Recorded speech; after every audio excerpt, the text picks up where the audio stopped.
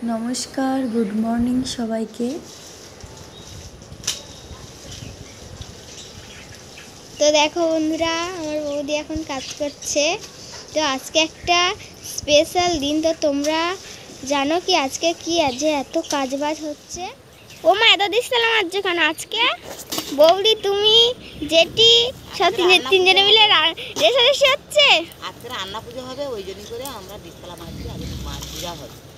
ও ওই জন্য করে আজকে রান্না পূজাতে ব্লগ ফুল ব্লগ শেয়ার করব। তোমরা সবাই দেখো ভিডিওটি এবং শেয়ার করো, কমেন্ট করো আর চ্যানেলটিকে সাবস্ক্রাইব করো। তো ভিডিওটি শেষ পর্যন্ত দেখতে থাকো কি হচ্ছে আমাদের বাড়িতে আজকে।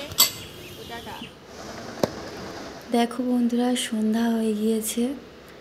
तो हमारे रान्ना पूजा 8टा থেকে বা 9টা থেকে शुरू হবে। এখানে আমার ছোট্ট সোনা মেয়ে ঘুমিয়ে পড়েছে।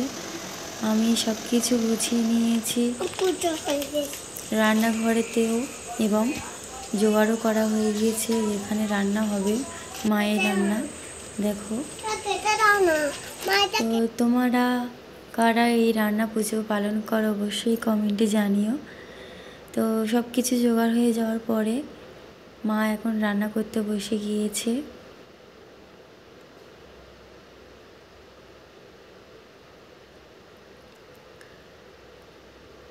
মায়ের ভাত হয়ে গিয়েছে এবং পায়েস হয়ে গিয়েছে, আলু ভাজা হয়ে গিয়েছে।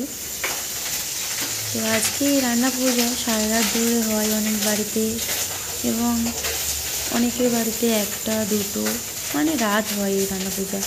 তো এখন চলে আসলাম ছোটো মার বাড়িতে।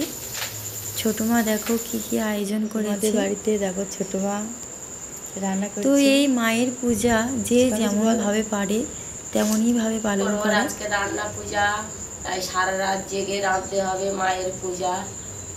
আবার সকাল হলে মায়ের পূজার জোগাড় করতে হবে। আবার পূজা হবে, কতজন খেতে আসবে, খাওয়াতে হবে, কত আনন্দ হবে। যারা দেখবে তাদেরকেও নিমন্ত্রণ করে দাও। আপনাদের সবাইকে নিমন্ত্রণ, আসবেন আমাদের বাড়িতে। মায়ের পূজা পান্না করে যাবে। ভালো থাকবেন, সুস্থ থাকবেন, সুস্থ থাকবেন।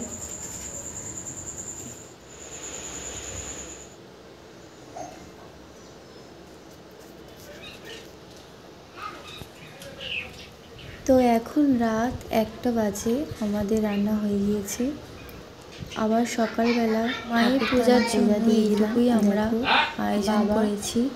মা মনসার সবাই চলে এসে আমাদের বাড়িতে আয়োজন করে নিয়ে রান্না করতে। এই যে সবাই সুস্থ থেকো, ভালো থেকো।